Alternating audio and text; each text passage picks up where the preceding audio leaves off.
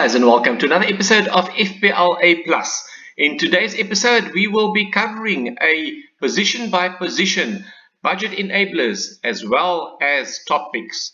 But before we get there, please don't forget to like, subscribe and follow us on Twitter at FPL_A Plus.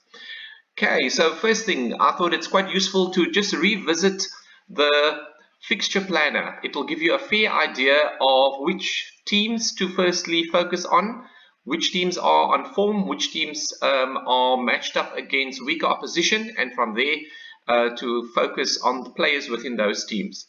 Okay, so firstly, just having a look at, you can ignore these players of the year. Those were some of my old draft players. This is off livefpl.net. So if we're looking at Arsenal, pretty decent fixtures. Crystal Palace could be a bit of a tricky fixture. There is often goals in that fixture, if I can recall. And then Leicester, depends which the Leicester team pitch up, because they did struggle a bit defensively on occasion last year. And then the fixtures look pretty decent. Bournemouth, Fulham, even Aston Villa, I think Arsenal could have the better of that fixture. Looking at Aston Villa, so Aston Villa are starting off against Bournemouth, Everton, who are shipping goals in pre-season and their defense is looking a bit shaky. So Everton could be a team to target. Aston Villa, if you've got an attacker from Aston Villa, it looks like it could be not a bad idea. And Everton haven't scored goals, so perhaps even a defender, someone like Cash or Diaz, whoever actually plays in the fullback role.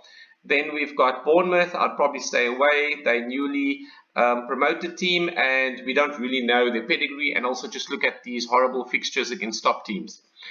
Then we've got Brentford. So looking at Brentford, overall fixtures, the first two not too good, and because of that I probably wouldn't transfer them in for game week 1 and probably a bit of wait and see. But these fixtures of a year looks like they could be someone that you could move for, whether it is Tony or someone else in the midfield, Visa. There could be options there, but it's not really shouting at the fact that you need to bring the players in. Brighton, besides Sanchez as an option who's got a tough first fixture, I wouldn't really be bringing the players in up until probably game week 4, where the fixtures start a bit better with Leeds and Fulham. Chelsea, initially on paper, one would have thought the Everton game was going to be quite tough, but looking on current form in pre-season, Chelsea are looking a bit under pressure, under the pump. Everton are looking under the pump with Lampard sort of losing 2 matches in a row, so that could be a fixture to target. Tottenham is going to be a tough fixture, definitely, but then thereafter, it's not too bad. So I'd say if you've got one Chelsea attacker, it could pay rewards. I would probably avoid Crystal Palace. I would avoid Everton, avoid Fulham for now. Mitrovic, you could probably watch and see, because 2 seasons ago when he came back to the Premier League, he wasn't really starting most matches, and he wasn't also in form like he has been in the Championship. Leeds are playing quite a bit differently since March took over, so not totally defensive. They're looking a bit solid attack and defensive wise. I think they are improving. Previously, there was lots of holes in their defense. Looking at Leicester, their fixtures are not looking too bad. Vardy is often known to score against Arsenal. He likes that fixture. Brentford, are they going to have second season syndrome? Then we've got Southampton. That could also be an easy fixture. And then tough one, Chelsea, Man United and Brighton. Liverpool, absolutely good 2 fixtures. So you definitely want probably 3 Liverpool players in. Man City, West Ham. On paper, it should be tough, but yeah, we need to see which West Ham team pitch up on the day. Bournemouth should be an easy fixture. Newcastle, you definitely want, looking at the Man City players, I would say that besides the first fixture, remember you can't play FPL just 1 game week at a time. You need to play it in in batches of at least 3-4 game weeks at a time, if not more. Otherwise, you will be taking lots of hits every week. Then we're looking at Man United. First 2 fixtures, decent. Then there's a tough fixture, and then it gets a little bit easier after that. Based on pre-season, Man United's early days, they're still looking good. So there could be one player that one could target in there, possibly an attacker or a cheap defender. Newcastle, reasonable fixtures to start off with, and there's a Man City. So that middle batch over there, that doesn't look too good. That's defensively solid teams. Then we've got Forest as an enabler. I would suggest otherwise I wouldn't really be really pushing to bring them in. Southampton, I would say an avoid for now. Spurs, they would definitely be players in there. Southampton, that looks like a good tasty fixture on paper. Then there's a tough one against Chelsea as well. Wolves would also be a bit tricky. Thereafter, it gets a bit better. Then we're looking at West Ham, tough first fixture, but otherwise not too bad. Okay, and then Wolves, they've got pretty good fixtures to start off with, and then Tottenham, and then the rest as well. So Wolves, it would be quite looking quite good to bring in Wolves players. So let's now go to our team and let's see, what do we have? So just keep in mind, this is sort of very much in a draft tinkering state, but looking at pre-season matches at this stage, firstly from a goalkeeping perspective, who are the options? So currently I've got Meslier in goal, okay, and the reason for that is it's to play it in terms of fixtures. So Wolves, Southampton, ignore the Chelsea one, that'll be a tough one. Brighton, Everton, Brentford, Nottingham Forest. So we're going to be playing the first, let's say, 4 to 8 fixtures, and if we've got good fixtures in there, then that player should be a priority. And this definitely looks like we can go till basically till game week 7 or 8. Okay, so Meslier makes lots of saves. Leeds, many people still think of Leeds with Bielsa. Sort of lots of gaps in the defense, but since Marsh took over, they've definitely solidified. Okay, who else is there? Allison, I would avoid just based on the fact that you can get much more value elsewhere. Loris, I know it's been also suggested by certain managers, but for me, I wouldn't go that route. Still 5.5. Edison, he's either a 2-pointer or a 6-pointer. He could be an option, but I think then you could rather go for somebody like Johnny, that's 4.5. I'd say West Ham defense, I'm not yet sure about them. Ramsdale, Arsenal defense as well. Similarly, Man United defense and Leicester defense. And then the interesting one is Mendy, because the fixtures are not looking too bad for Chelsea. And if you look at his price, 5 million for a top 4 team, that's also an option. Okay, so he would be on the upper side. Pope I would avoid at 5 million because Mendy is better value. Martinez, similarly. Sanchez, not too bad. It just depends on the fixtures. So if we look at the fixtures, so to start off with, there could be, I think that could be 3 tough games. I'm not afraid to make a goalkeeper transfer as well. I know some top managers that actually do that, and in this run of a year, there could be an opportunity potentially to do so. But that's only if Messi is not looking on form or if there's no other burning fires to put out. So other than that, there's just Raya, who could be a good option as well. But with another goalkeeper coming in place also for Brentford, he could be possibly, if he struggles, his position could be threatened. There was also rumors of him potentially wanting to leave the club. Whether that happens or not is there's still a question mark, but his fixtures look pretty decent. I think it just depends on whether he's nailed on and he will be played. But after the Man United game, the fixtures look actually very, very appetizing. You can actually probably take him up to sort of game week 16. So basically when you are supposed to play your wild card for the World Cup. So that looks actually pretty good for Raya. Okay, so I would probably rate it first Raya if he is nailed on, and then Meslier, followed by Sanchez, and then Mendy because you're playing a bit more. But Meslier gets the nod temporary until we know the situation with Raya.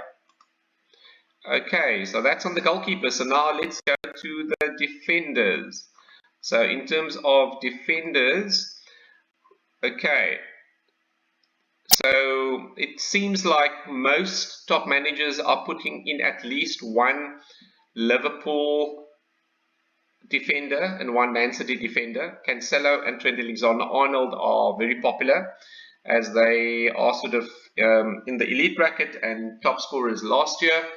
As you can see, the top two point scorers in FPL. Only reason I've gone for Robertson is for a bit more flexibility in my forward line where I've put a bit more money in. So that 0.5 does help. Cancelo, I've left him in, okay. And then I've decided to go for Laporte because, as mentioned earlier, the Man City fixtures are looking quite great on paper and it would be useful to have more than one player. The other option is obviously a mid or forward, but the question is who do you bring in and who do you sacrifice? Okay, I wouldn't go for Van Dijk. Matip last season was great value because of his slight price increase. It's a bit of a wait and see. Might be slightly higher priced in terms of the value that you'd expect from him. Cash is an interesting one. He could be somebody that could also be an option. James as well, potentially in place of Laporte. You could spread the risk a bit, but Chelsea having reinforced their defence with quite a few changes. Even the Koulibaly has joined, who's really world class. I think it's maybe a little bit of a wait and see approach for Chelsea, whereas we know Man City, we know what we're getting from them. And then Diaz, quite an interesting option at 5 million. Only thing is, I'm not so sure whether he is the best option at 5 million. You could get someone else for 4.5 million as well. And then if we're looking at other options, just going down the line, I'm not fans much of these players that you see over there because they don't offer that much attacking potential. And then if we look at next on the list, who else we've got? Shaw was quite good last year. I'm not so sure whether he will still be starting regularly. Let me just order this by price. I think that'll be much better. So if we have a look at, so on the front page, Diaz is also an option. Depends if Laporte is not nailed on. Perisic could be an option, but I think because he's new to the league, it's a bit of a wait and see for me.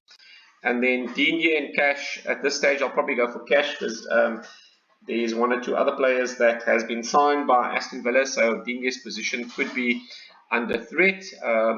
He's still probably currently first choice, but it's still, there is a risk. Okay, and then moving on to the next page, let's see what other options have we got over here. Zinchenko could be quite interesting to see where he plays for Arsenal, because he's moved to Arsenal. He's hasn't changed yet on FPL team-wise. And then if Shaw has the season like he had 2 seasons ago, then I think he could be phenomenal. But I wouldn't want to start with him yet. I could get better value out of that. 5 million. Trippier could also be an interesting one.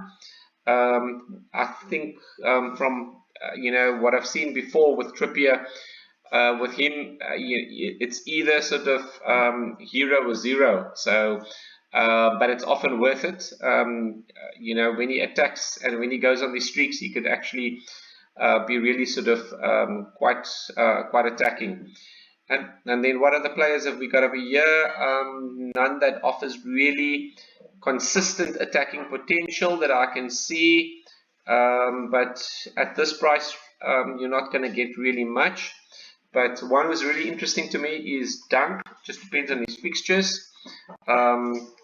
I think if you're looking at this batch onwards here, those look pretty good. So possibly if a early wildcard is done, or if not, around game week 4, Dunk could definitely come in pretty handy.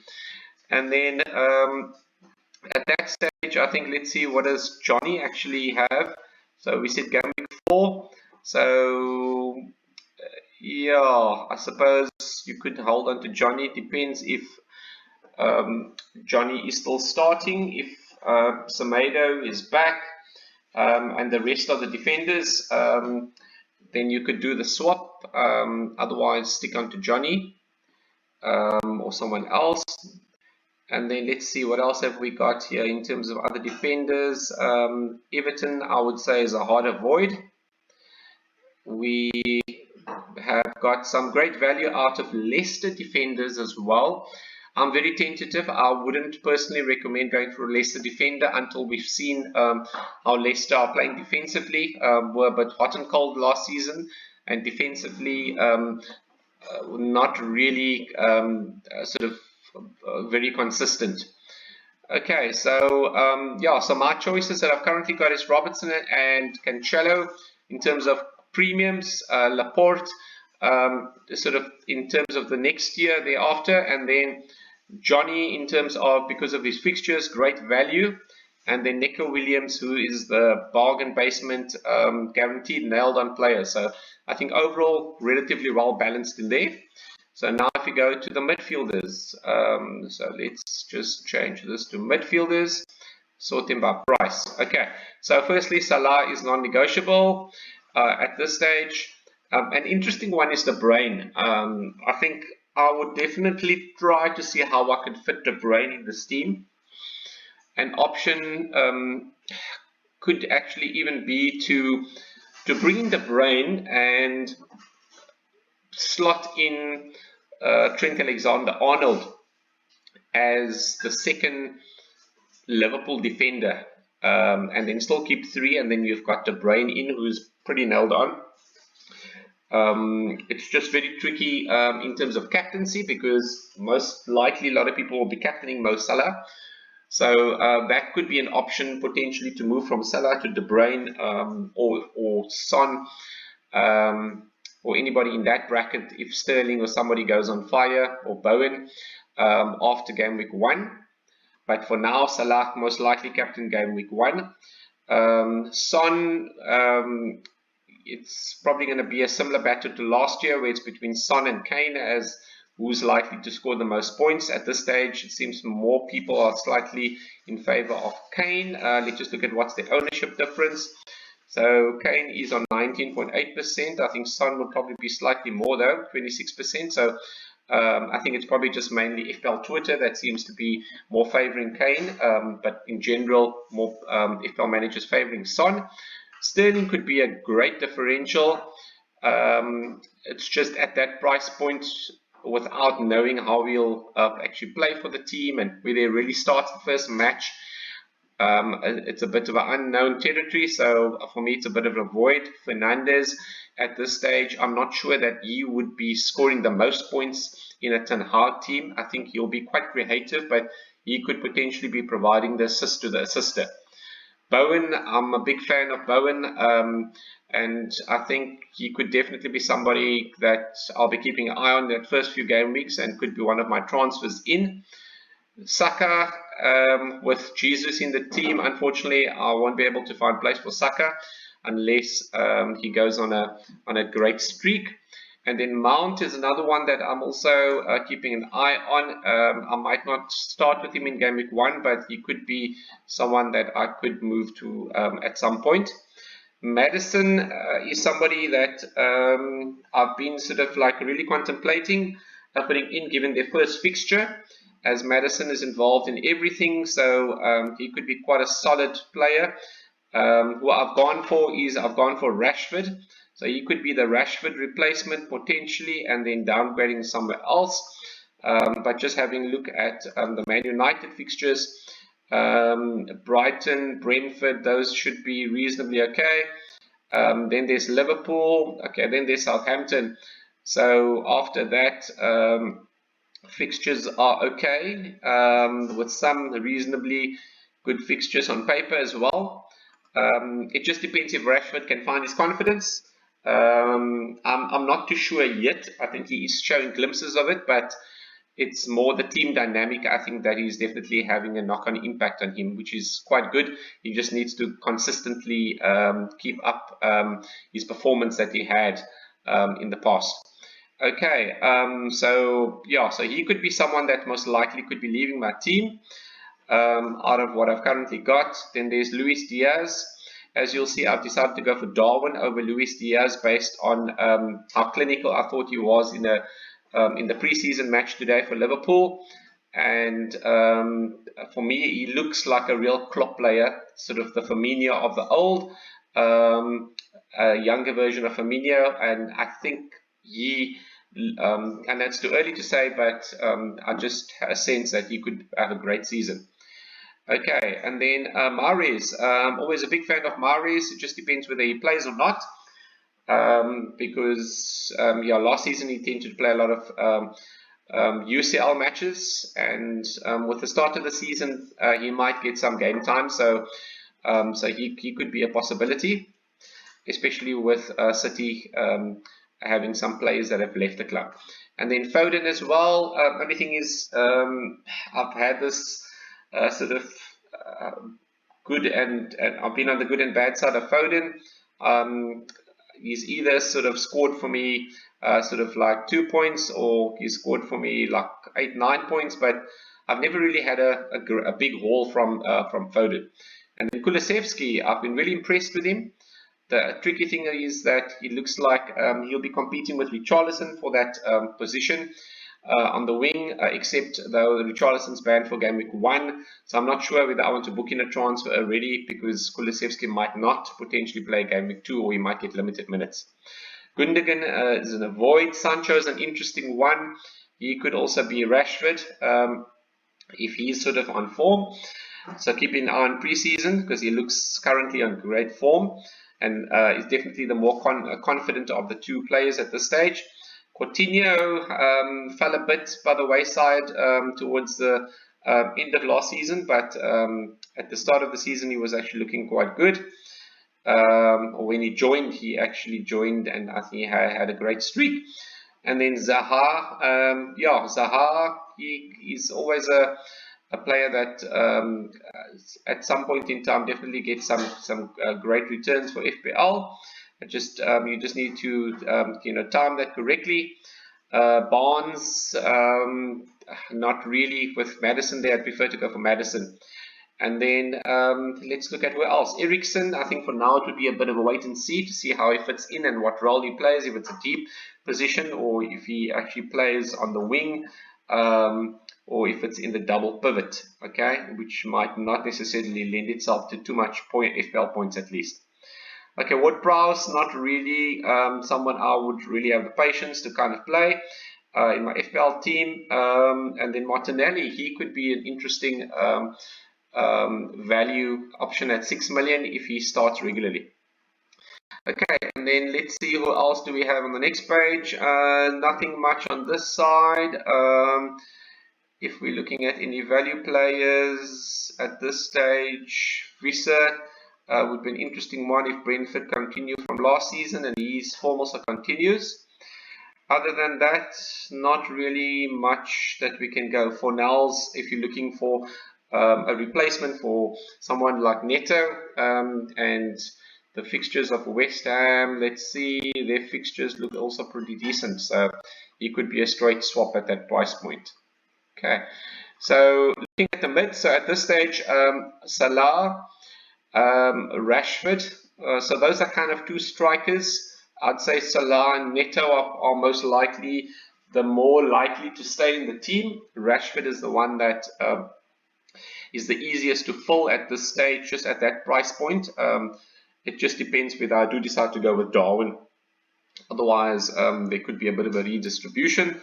I could go for an 8 million player, a mid over here, and a 7.5. So someone like Wilson. That could also work. And just thinking about it now, it might possibly be the more stable option. So let's just do this live now. So the option could be potentially to go for, let's go to the mid of choice at 8 million. And I think we can actually take a risk, go for Mahrez, go for the top team that's going to score goals, and then on this side what we can do is we bring a 7.5 million player, and who will that be? That could be somebody like, let's see, we need a forward. So now we might as well carry out onto the forwards. By price, let's go to the 7.5 million brackets, and we're going with Wilson, okay, and let's see Wilson's fixtures. So Wilson's fixtures, look at all that green. There's two dark reds there, but yeah, Wilson can score against anybody, so I really love the fixtures. If Wilson is fit and doesn't get injured, he can be an unbelievable player. So the best time to get him is probably the start of the season, because he's known to be quite injury prone. Okay, so coming back to the forward, so with Haaland having some niggles, many managers are transferring him out. So we could have Mahrez then as cover. Kane has got an easier, earlier fixture in game week 1. Haaland could move to game week 2, but in order to do so, we'll probably need to make sure Laporte is possibly a Chelsea defender, so we can replace him. So let's actually do that now as we speak. So we could possibly go for between Chilwell and James. Toss of a coin really, but at this stage, I think James, because Chilwell's been injured for quite a while, so the safer option, effective ownership wise, would also be James. Okay, so what this does is now that allows us to move from Kane to, let's just go to the forwards. From Kane to Haaland in game week 2, assuming Haaland's niggles are gone, and we're not transferring Haaland in game week 1. Okay, so who else could we bring in? So at the top end, Ronaldo at this stage, with the uncertainty going on, definitely not. Vardy would also be an interesting selection. However, Vardy at this stage, not so sure that we can actually slot him in. The alternative is we bring in Vardy in place of Wilson. Then we need 2 million to downgrade somebody like Mahrez, and Mahrez would need to go to 6 mil. So that could be somebody along the lines of Martinelli, that could go for that position. Okay, Havertz, at this stage I want to go for Havertz or Calvin Lewin. Everton are not looking that great in pre-season. Firmino, forgotten man at this stage, for FPL at least. Watkins, I wouldn't go there yet until I've seen some form from Watkins. Similarly, Antonio, Nketiah, who is going to be amongst the strikers at Arsenal, so you could get limited minutes with Jesus that's been signed. Ings, a bit hot and cold. I'd like to see a bit of a streak from Ings first. Tony could come in at some point, being talisman for Brentford. Martial, if Ronaldo goes, Martial could be starting, and at 7 mil he could be unbelievable value. So yeah, he could be the Wilson replacement. So ideally, if Ronaldo leaves, there could be a great value there. I'd rate Martial ahead of Rashford, just in terms of his clinical striking ability. Jimenez, nobody's been talking of Jimenez. That's rather interesting. However, I think we'll need to see a bit more in pre-season before we go that route. And then Jimenez is not really known to haul, tends to score like more 1 goals and the occasional 2 goals. Okay, Mitrovic, it could be an interesting addition to FPL this year, but we'll need to see which Mitrovic turns up, if it's the one of 2 seasons ago that didn't do so well, or the one that played in the championship last year. And then Alvarez, only problem is he could be part of Pep Roulette, so I'd stay away from him unless there's a striker that's injured, or you know for sure you're playing your wild card the next game week, or your free hit. And then going down the field in terms of other players, there's Johnson and Awoniyi from Notts Forest. Those could be good value players, but I'd say more really enablers, similar to Undav as well. Brozier will probably get limited minutes while he's now at Chelsea, so I'd avoid him unless he signs for another team. Similarly, Gelhardt, at 5.5 million, I'd stay away. In Cisco looked quite lively when I saw a preseason match for Brighton, but I wouldn't go there. So yeah, that basically is it. So if we're looking at strikers, I think Kane for me is kind of a must-have. Jesus as well, and then that third spot, that's the one in question. So in summary, if we're looking at the positions in question, we've got Wilson 7.5 and Mahrez, so we've got 15.5 million over there. Then we've got also Bailey. So if we just look at how this team is going to line up, we can see if there's anything that we need to. Oops, did I not make my transfers? Yeah, it doesn't look like I actually made my transfers that I showed on screen. So I've got the old one, but old version, but that's fine. Laporte will just be James, and Rashford could potentially swap to be Mahrez, and we could have Darwin, that could be Wilson. But if we're playing this lineup, then Bailey goes to the bench. Okay, we have got Nico Williams. Okay, we'll probably swap Bailey ahead of Andreas. And then depending on the opposition, we'll just move the bench around. So Bailey's got a great fixture there. Yeah, so overall, I think this team for game week 1 looks pretty solid. Could score lots of points. Yeah, so that's my thoughts at this stage. Doing still lots of tinkering for game week 1. I'm sure you as well. Let me know what you think about this team and what your plans are. And hopefully the next video will be closer to our final team, and we'll have some more data from pre-season as to who's on form, who's hot, and who's not. But thank you very much for watching, and have a great day further. Cheerio.